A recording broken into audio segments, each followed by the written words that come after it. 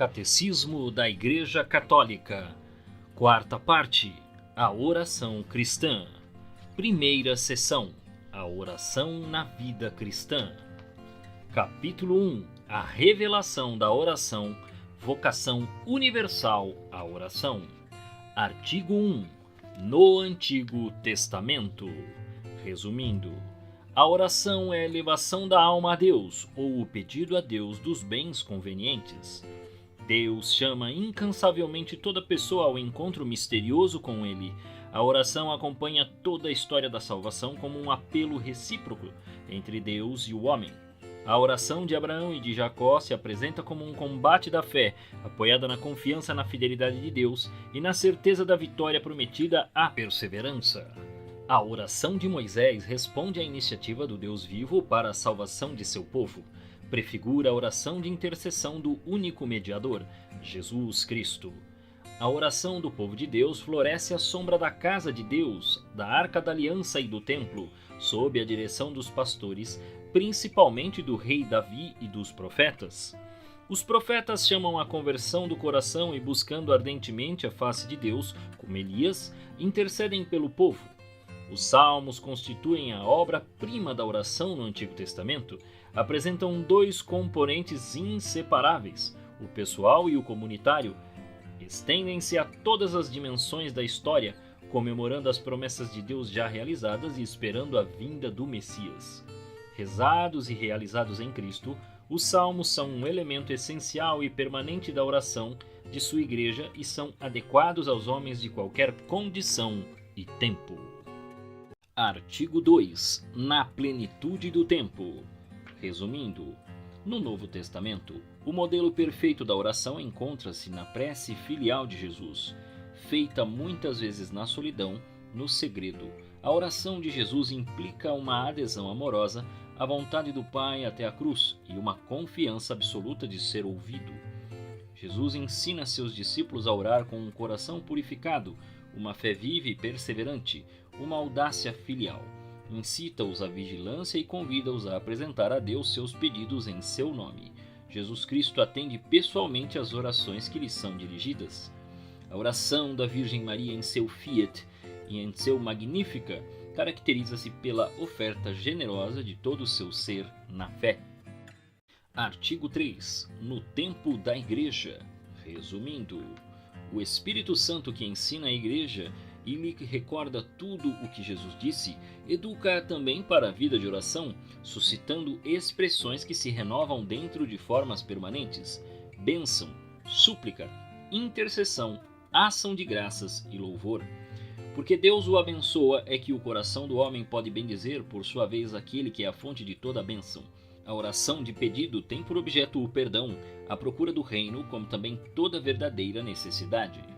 A oração de intercessão consiste num pedido em favor de outrem, não conhece fronteiras e se estende até os inimigos. Toda alegria e todo sofrimento, todo acontecimento e toda necessidade podem ser matéria da ação de graças, que, participando da ação de graças de Cristo, deve dar plenitude a toda a vida. Por tudo, dai graças. A oração de louvor, totalmente desinteressada, dirige-se a Deus. Canta-o pelo que Ele é. Dá-lhe glória, mais do que pelo que Ele faz, por aquilo que Ele é. Capítulo 2. A tradição da oração.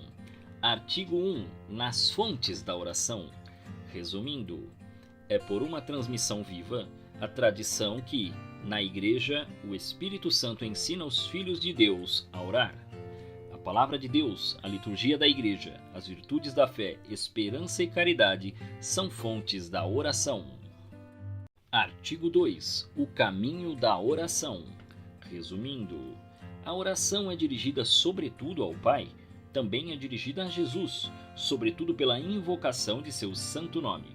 Jesus Cristo, Filho de Deus, Senhor, tende piedade de nós, pecadores. Ninguém pode dizer Jesus é Senhor a não ser no Espírito Santo. 1 Coríntios 12, versículo 3. A Igreja nos convida a invocar o Espírito Santo como o mestre interior da oração cristã. Em virtude da cooperação singular da Virgem Maria com a ação do Espírito Santo, a Igreja gosta de rezar em comunhão com ela, para exaltar com ela as grandes coisas que Deus realizou nela e para confiar-lhe súplicas e louvores. Artigo 3. Guias para a oração. Resumindo, na oração, a Igreja Peregrina é associada à dos santos, cuja intercessão solicita.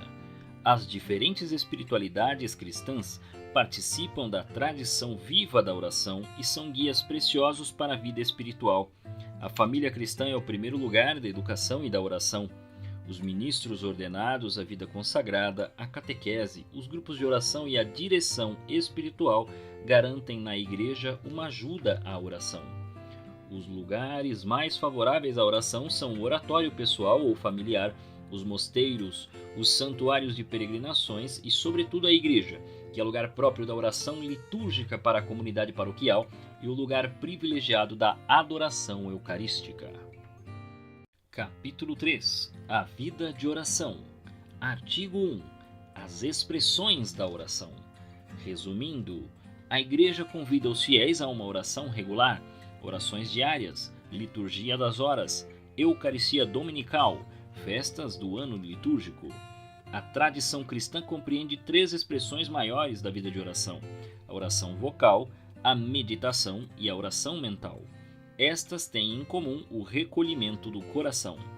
A oração vocal, fundada na união do corpo e do espírito na natureza humana, associa o corpo à oração interior do coração, a exemplo de Cristo, que reza a seu Pai e ensina o Pai Nosso a seus discípulos. A meditação é uma busca orante que põe em ação o pensamento, a imaginação, a emoção, o desejo. Tem por finalidade a apropriação crente do assunto meditado, confrontado com a realidade de nossa vida. A oração mental é a expressão simples do mistério da oração. É um olhar de fé fito em Jesus, uma escuta da palavra de Deus, um silencioso amor. Realiza a união à oração de Cristo na medida em que nos faz participar de seu mistério. Artigo 2. O combate da oração. Resumindo, a oração supõe um esforço e uma luta contra nós mesmos e contra os embustes do tentador.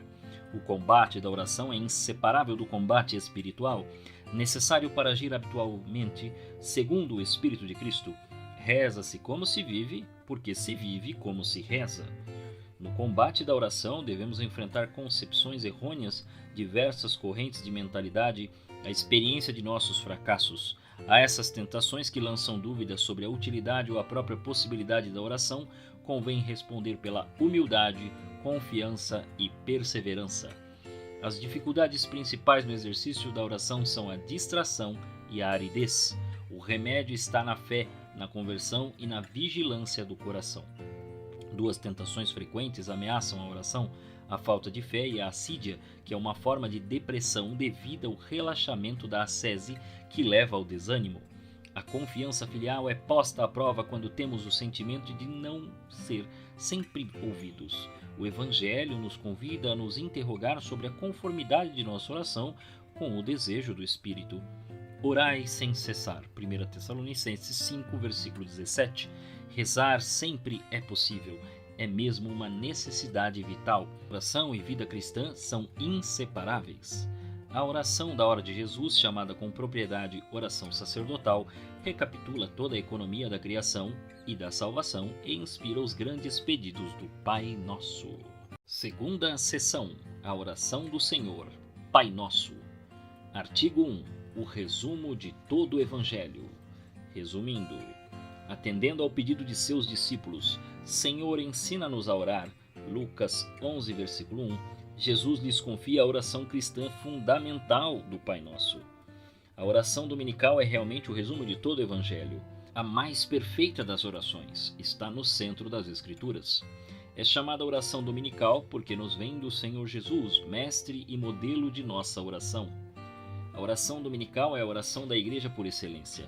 É parte integrante das grandes horas do ofício divino e dos sacramentos da iniciação cristã, batismo, confirmação e Eucaristia. Integrada na Eucaristia, ela manifesta o caráter escatológico de seus pedidos na esperança do Senhor até que ele venha.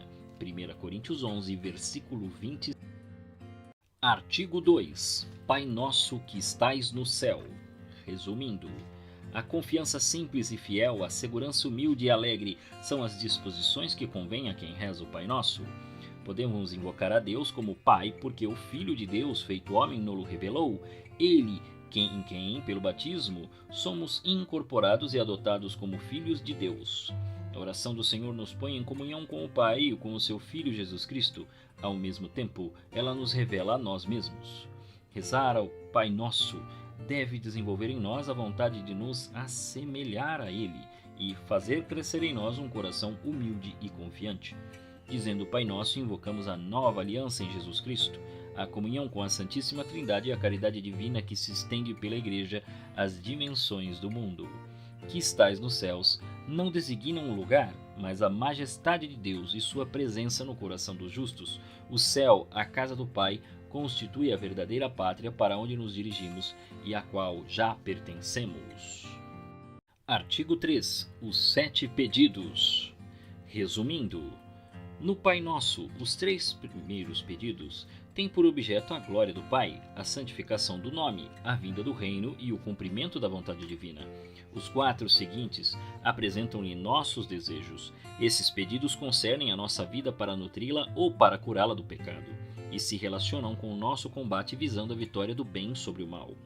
Ao pedir, santificado seja o vosso nome, entramos no plano de Deus, a santificação de seu nome, revelada a Moisés depois em Jesus, por nós e em nós, bem como em todas as nações e em cada ser humano.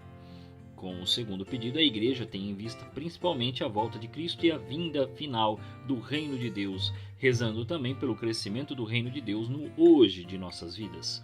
No terceiro pedido, rezamos ao Pai, para que a nossa vontade é de seu Filho, a fim de realizar seu plano de salvação na vida do mundo. No quarto pedido, ao dizer dai-nos, exprimimos em comunhão com nossos irmãos nossa confiança filial em nosso Pai do céu. Pão nosso designa o alimento terrestre necessário à subsistência de todos nós e significa também o pão da vida. Palavra de Deus e corpo de Cristo é recebido no hoje de Deus como alimento indispensável, superessencial no banquete do reino que a Eucaristia antecipa.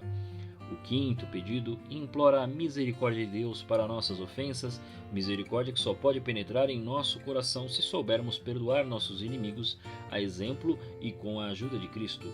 Ao dizer não nos deixeis cair em tentação, pedimos a Deus que não nos permita trilhar o caminho que conduz ao pecado.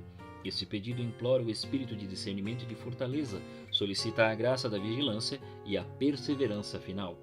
No último pedido, mas livrai-nos do mal, o cristão pede a Deus com a Igreja que manifeste a vitória, já alcançada por Cristo, sobre o príncipe deste mundo, sobre Satanás, o anjo que se opõe pessoalmente a Deus e a seu plano de salvação. Pelo amém final, exprimimos nosso fiat em relação aos 7 pedidos. Que assim seja!